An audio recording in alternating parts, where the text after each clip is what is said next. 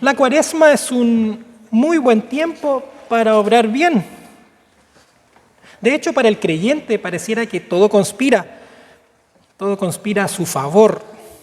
Los rituales, las lecturas que escucharemos en las próximas semanas, las reflexiones, las prédicas, todo ello crea un ambiente. Incluso más allá, manifiesta un cierto espíritu. Claro, todo busca ayudarle al creyente, ayudarnos a elevar el espíritu hacia un punto de transformación en su vida y desde allí a actuar en consecuencia. Una pregunta que yo me hago, de todas formas, es hasta qué punto obro según el espíritu de la Cuaresma. Y si bien es cierto, no tengo interés en definir criterios para medirlos, ni hacer una lista, ¿cierto? O crear un instrumento que me diga esto es aquí y acá.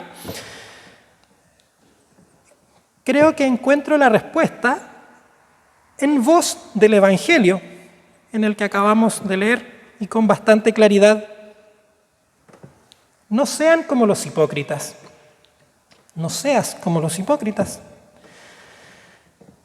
Ahora, para mí eso es más que un criterio, es una actitud y también un marco para limitarme.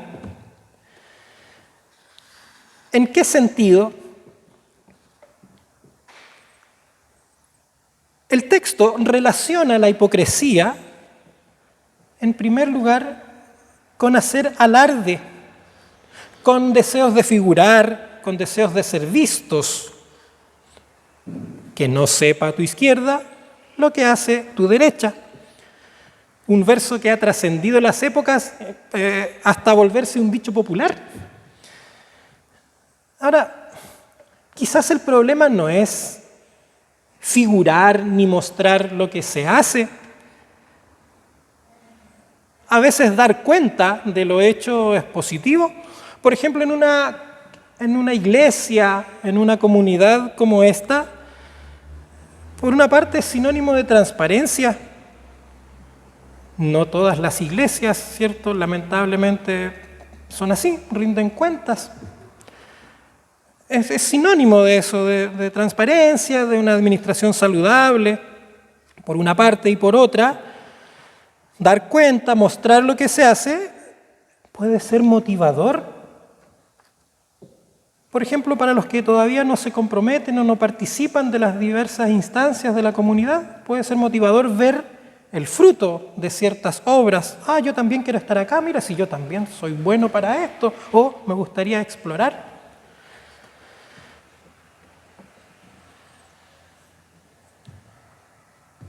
Eso es el lado positivo. Pero en el relato se observa un grado de alta sospecha contra hacer alarde, entonces ahí tenemos ruido entre medio. Se muestra sospecha contra el hacer alarde, contra mostrar lo que se hace. Y siguiendo con mi búsqueda de respuesta, como les decía recién, ¿cuál es el problema? El orgullo. Todo pareciera guiarnos a que ese es el problema. No es mostrar en el fondo lo que uno hace, sino es algo que está en el fondo de eso que nos lleva a hacer alarde, el orgullo. Porque el orgullo me lleva a que todo lo que yo emprenda lo haga por mí, por causa mía. Hago una buena obra para parecer bondadoso o para mantener mi conciencia en paz. A veces hago trabajo voluntario para engrosar mi currículum o coordino un equipo para mostrar mis competencias, para sentirme como un líder. Incluso predico lo que yo quiero decir en vez de ser la caja de resonancia de la palabra de Dios. Todo eso por orgullo. Y en todos los casos no importan los beneficiarios, no importa el equipo, no importan los necesitados, no importan los objetivos comunes de la iglesia ni las personas de la comunidad. Lo único que importa es satisfacer mi orgullo y sentirme bien conmigo mismo. Esto es lo que el evangelista diría que es tocar trompetas en las plazas, hacer alarde, y contra esto es que el evangelio alza su voz. ¿Y por qué el evangelio insiste en eso? ¿Por qué no le gusta? Es curioso porque, entre paréntesis, quienes hacían esto y con quien Jesús de cierto modo pelea en los textos es con los fariseos, que tenían muy buena reputación social, públicamente estaban muy bien considerados, pero el evangelio no está de acuerdo. ¿Por qué? Porque obro sin espíritu. Cuando el orgullo es lo que domina mi obrar, mi obra es sin espíritu, porque no hay interés genuino ni amor verdadero en lo que se hace. Más bien suele hacerse por cumplir, porque es deber, porque es objetivo personal. Se obra sin espíritu. Y obrar sin espíritu también es obrar sin pasión.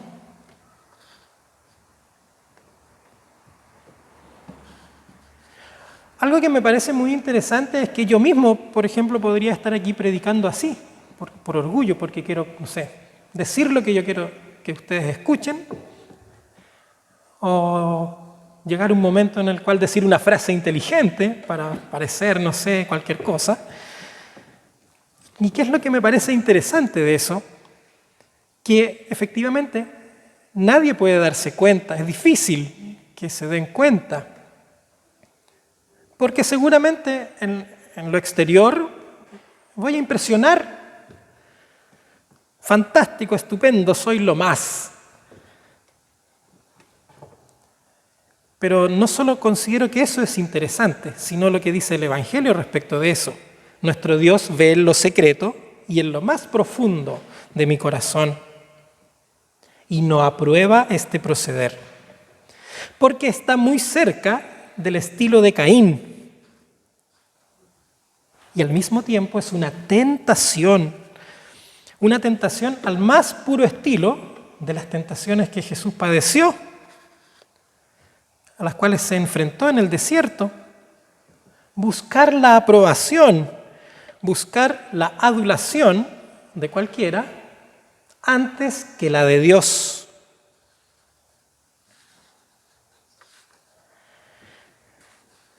¿Qué hay en el fondo? ¿Qué hay en el fondo de esta necesidad de adulación, del orgullo?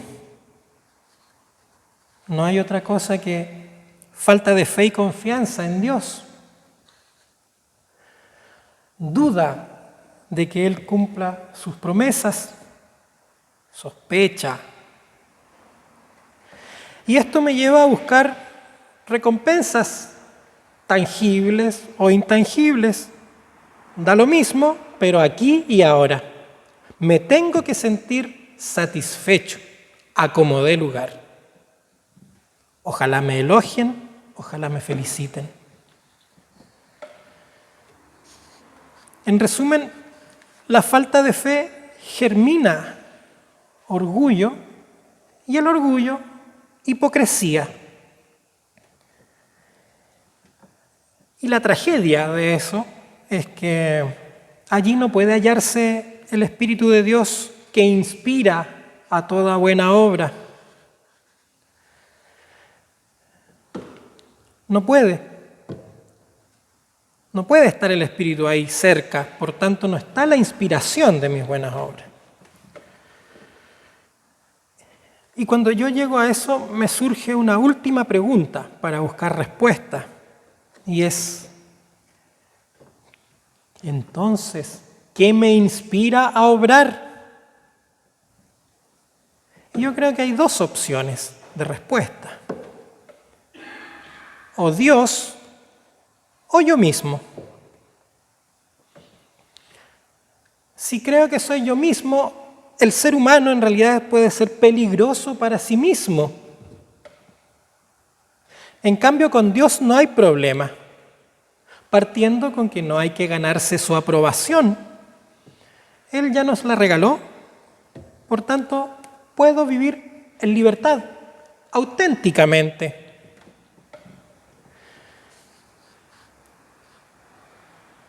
Si lo que me inspira a obrar es Dios, en lo personal considero que es algo muy liberador y amoroso, porque implica caminar de la mano de este Dios, que no es cualquier Dios, es uno que me conoce,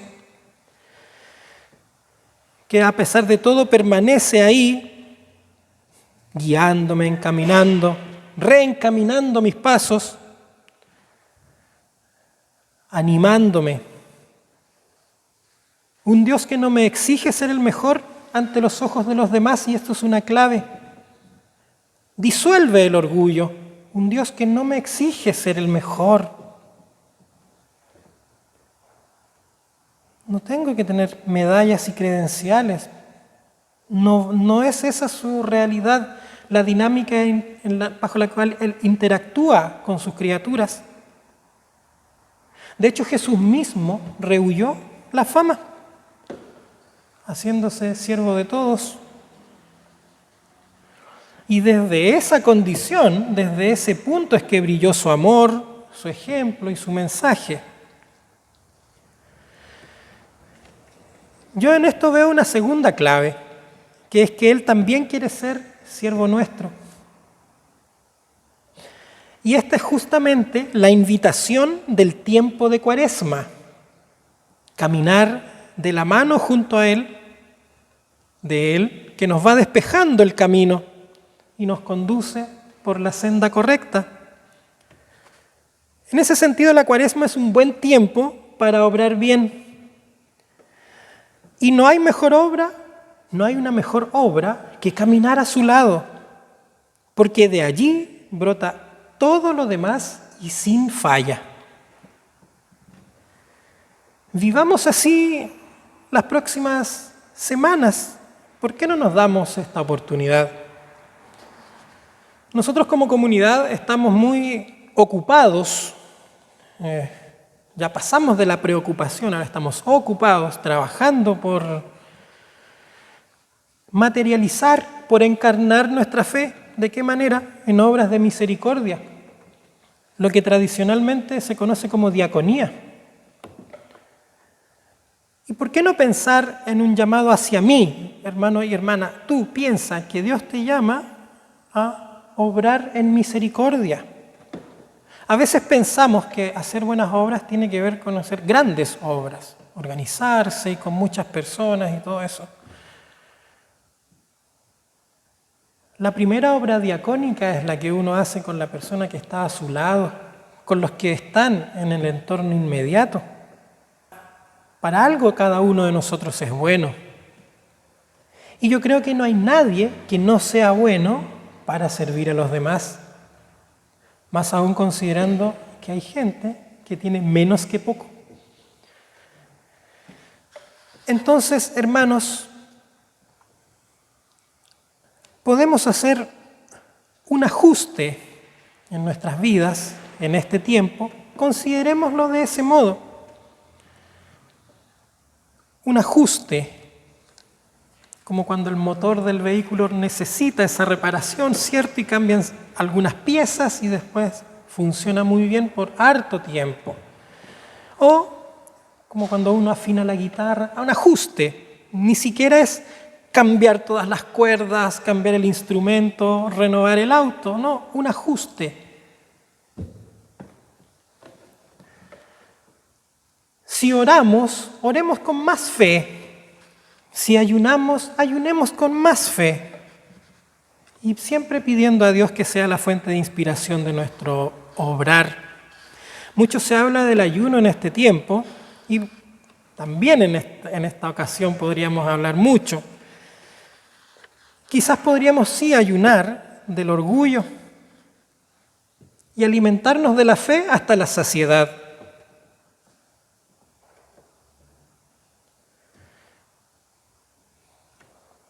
Que nuestra mano izquierda no sepa lo que hace la derecha en otro sentido, en despojarse de lo que hay dentro de uno mismo y que al mismo tiempo lo encadena al mal, a los malos pensamientos, a las malas obras, a la pasividad, y que todo eso nos impide obrar en amor verdadero. Quizás si ayunamos de esto, podremos avanzar un poco más en la lucha contra la tentación del orgullo y vivir y servir un poco más de verdad, no por cumplir, no por el que dirán, sino con pasión y con alegría. Por último, hermanos y hermanas, les propongo un par de preguntas guía para este periodo. No sé, quisiera planteárselos para no dejar todo esto en el aire y que sea pura palabra, no sé, o palabrería.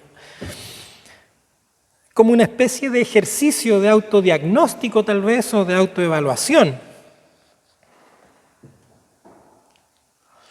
¿Dónde están tus intereses?